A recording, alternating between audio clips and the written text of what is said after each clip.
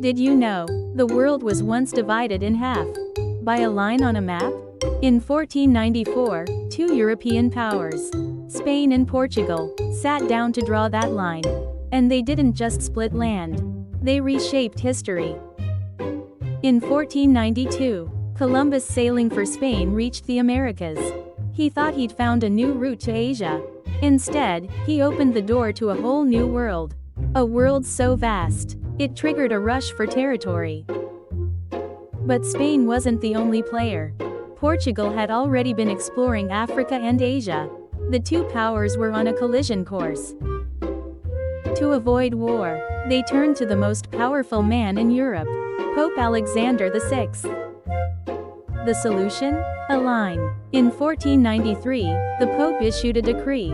All newly discovered lands west of a meridian line would go to Spain, those to the east, to Portugal. But Portugal protested. The line was too far west. So, in 1494, the Treaty of Tordesillas was signed.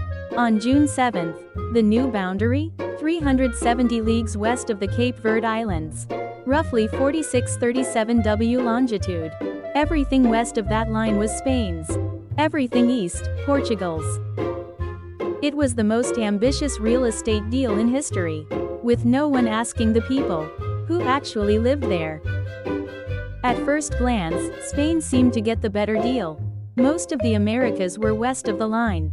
But as Portugal explored westward, they stumbled upon a massive landmass, Brazil, and it lay just inside their portion.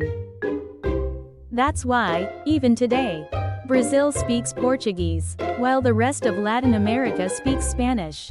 All because of a line drawn 500 years ago. The Treaty of Tordesillas didn't prevent conflict. Spain and Portugal would still clash. But it set the tone for centuries of colonialism.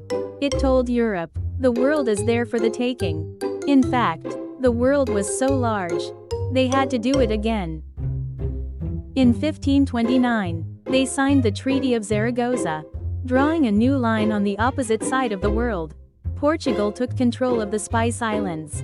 Spain looked toward the Philippines. With two lines, they divided the globe. But one thing was missing in all their maps and deals: the people already living on those lands. Today, the world still speaks in the languages of empire. Borders, cultures, even conflicts, shaped by that invisible line from 1494. The Treaty of Tordesillas didn't just redraw maps. It redrew humanity's story.